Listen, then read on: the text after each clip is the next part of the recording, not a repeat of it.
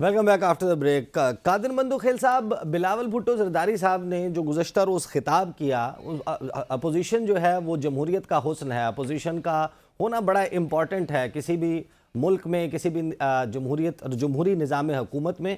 तो बिलावल जो है वो ख़ुद क्योंकि डायरेक्ट अभी हुकूमत का हिस्सा नहीं भी हैं, आप लोगों ने वजारतें नहीं ली, तो आप इतना खाइफ क्यों नज़र आ रहे हैं? आप भी अपोजिशन करते रहे हैं, पीडीएम जो है वो बनाई थी, आगाज़ में आप लोग साथ थे, बाद में अलहदा हो गए। तो इस मामले में इसको पीएनए के साथ कंपेयर करना, do you think it's wise? अच्छा, मुझे एक बात बता दें कि अगर बिलावल साहब ने ये बात की है कि पीएनए तहरीक की तरह नहीं बनना चाहिए या वो बनते जा रहे हैं, इसमें ऐसी कौन सी बात है, ऐसी कौन सी गलत बात है जो इम्तियाज गुल साहब उसको शर्मनाक बात कर रहे हैं? नंबर एक बात, खुद तो पहले ज़बान तो सीख लें। हिंदुस्तानी ज़बान बलात्कार अभी तक उनके जहन में है। शायद ये इंडियन ड्रामे बड़े देखते हैं या इंडियन विलन की ज़्यादा प्रोग्राम देखते हैं। और दूसरी बात जो बिलावल साहब ने कही है शहीद जुल्फ़िकार अली भुट्टो के हवाले से, वो शायद इनको सियासी शऊर नहीं है या इसको पता नहीं है या पाकिस्तानी ज़बान उसको नहीं समझ में आ रही है कि उन्होंने ये कहा कि आपने आज से 45 साल पहले जिस शख्सियत को झूठे मुकदमे में अलग कर दिए, वो शख्स आज तक आपके ज़हनों पे सवार है। आज तक आपके ज़हनों में उनके नाम पे वोट मिलता है और वो वोट के ज़रिए, जिसका नाम पीपल्स पार्टी है, उसके ज़रिए हुकूमत गिराते और बनाते हैं, जो अभी भी हुकूमत पीपल्स पार्टी की वजह से बनी, वरना कोई हुकूमत ही नहीं बन सकती थी। तो ये थोड़ा-सा फ़र्क है सियासी तरबियत का, शायद उनको ये इल्म नहीं है। और दूसरी बात आपने कही है कि अ हमें हुकूमत की ऑफ़र है। देखिए जी, मैं दोबारा ये कहूँगा कि ये ऑफ़र पीटीआई को भी थी, क्योंकि हमारी पोज़ीशन ऐसी है कि हम खुद सिंगल पार्टी हुकूमत नहीं बना सकते थे। और अगर हम नून लीग को भी नहीं सपोर्ट करते तो होता क्या? क्या ये कौमी असम्बली खड़ी हो सकती थी? क्या ये काबीना या नहीं, वज़ीर-ए-आज़म ये बन सकता था? मंदोखेल साहब, ये मुख्तलिफ बात है। आप जो आपका ऑफर है कि हम पीटीआई का साथ भी देने के लिए तैयार थे, नून लीग का ये डिफरेंट है।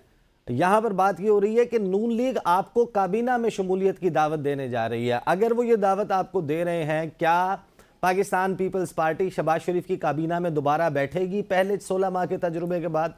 क्या बिलावल भुट्टो जरदारी एक मरतबा फिर हमें शहबाज शरीफ की काबीना में नजर आएंगे? Is that a possibility? देखिए, ये बातें सारी आप अगर-मगर की कर रहे हो। जब पीपल्स पार्टी के सेंट्रल एग्जीक्यूटिव कमेटी एक फैसला कर चुकी है कि हमने हुकूमत को सपोर्ट करना है मगर हुकूमत का हिस्सा नहीं बनना है, तो वो बात तो अभी तक कायम है।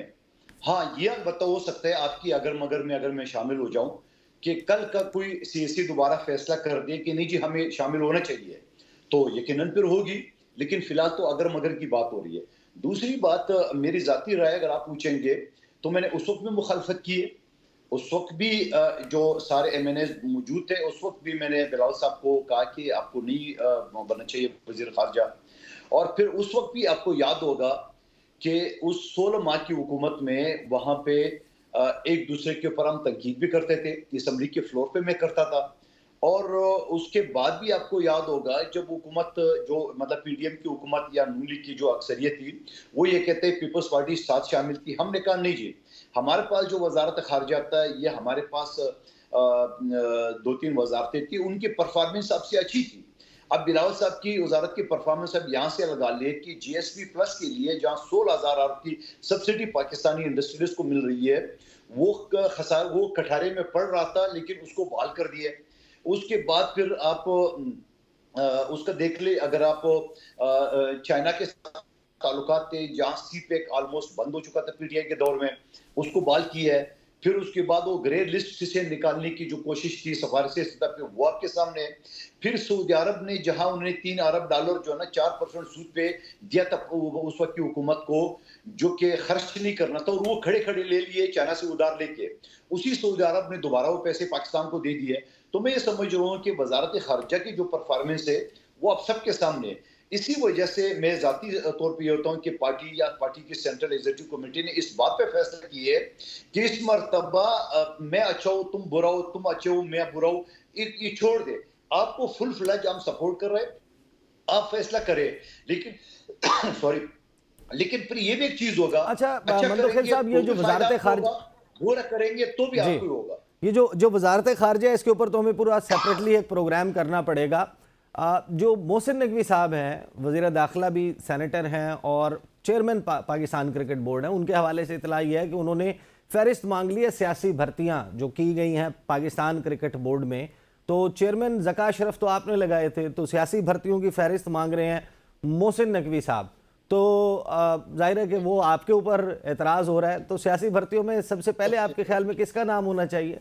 तो मोहतरम, मुझे नहीं पता ये बात आप बता रहे हो, लेकिन खुद मोहसिन नकवी साहब को किसने लगाया, ये भी तो पूछे कर बनता सवाल। ये किसने सवाल उसके आपने सेनेटर पूछना बना है। के, किसने किसने उसको वजीर दाखिला बनाया? तो वो तो कहता है ना कि आप एक उंगली सामने उठाएंगे तो आपकी बाकी उंगलियां जो है ना वो आपकी तरफ आएंगे। तो फिर तो सवाल जो आपका सवाल है मुझे नहीं पता। अगर ऐसे है तो फिर सबसे पहले उनके ऊपर सवाल आएगा कि आपको किसने भर्ती की है, कि आप पीसीबी के चेयरमैन भी हो, आप सेनेटर भी हो फ्री खाते में, और आप पाकिस्तान के सबसे बड़े वजीर भी हो। तो ये सवाल तो फिर बनता है। सर ये जितने झंडे हैं, जितनी वजारतें हैं, ये हैं आपके वोट से। आप इससे इससे कम से कम जो है वो आज़ाद नहीं हो सकते। आपकी खांसी दुरुस्त हो जाए, मैं आपके पास वापस आऊँगा।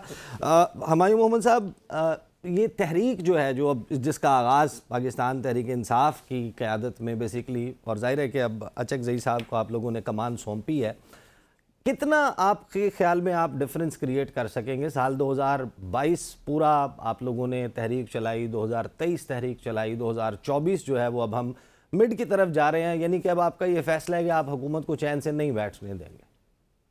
देखिए, इस तरह से सबसे पहले तो एक कमेंट में करना चाहूँगा। देखिए, जब आप एक रेफरेंस देते हैं ना, जैसे बिलावल भुट्टो साहब ने एक रेफरेंस दिया है कि PNA-2, अब PNA-2 का मतलब है PNA-1 था। जब PNA-1 था तो जैसे इम्तियाज़ साहब ने कहा है, वो PNA-1 क्यों बना था?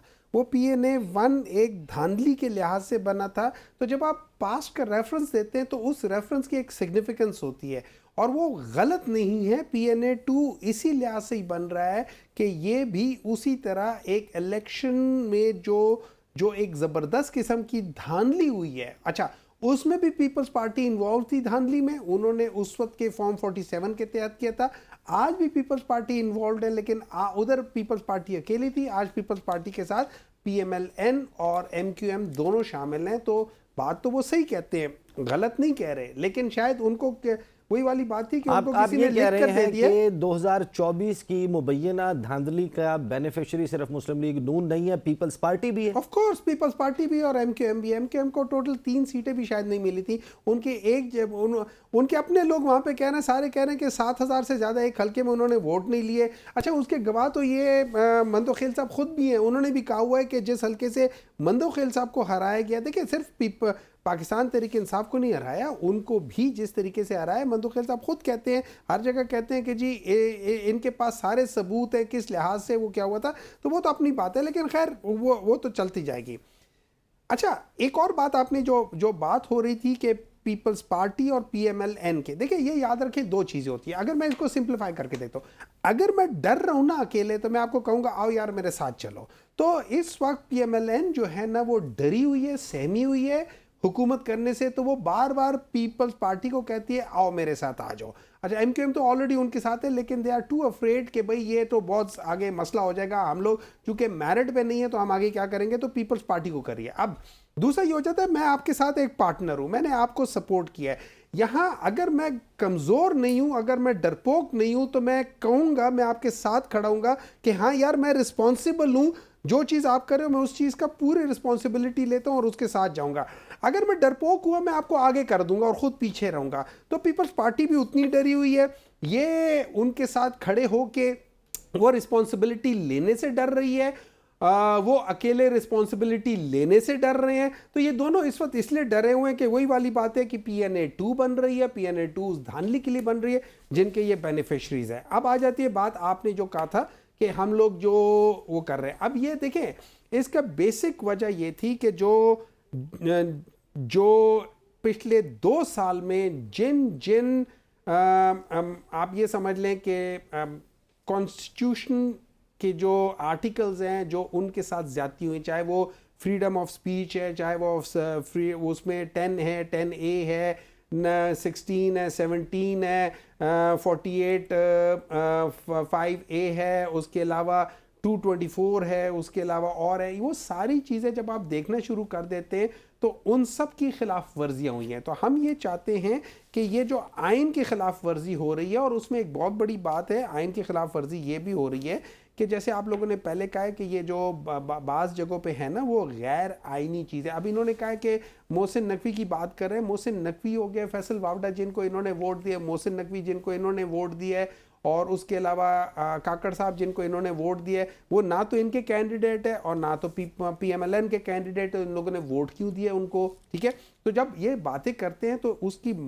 उसका मेन मकसद यही है कि ये सारी चीज़ें जो गलत हो रही है पाकिस्तान में उसको ठीक होना चाहिए, इंक्लूडिंग फ्री फेयर और ट्रांसपेरेंट चंद नाम इलेक्शन। ऐसे हैं जिनका तज़किरा करें तो पीपल्स पार्टी के दोस्त और मुस्लिम लीग नून के दोस्त जो हैं वो सिर्फ चेहरे के ऊपर उनके एक मुस्कुराहट, एक खास किस्म की मुस्कुराहट जो है वो देखने को मिलती है। इम्तियाज गुल साहब, पीपल्स पार्टी आपकी क्या अंडरस्टैंडिंग है? What stopping them? हुकूमत उनके वोट से कायम हुई, हुकूमत का दबदबा, झंडे, गाड़ियां, प्रोटोकॉल, दफातर, दौरे, ये सब कुछ जो है वो पीपल्स पार्टी के वोट की वजह से है। पीपल्स पार्टी आपके ख्याल में, आपकी अंडरस्टैंडिंग क्या है?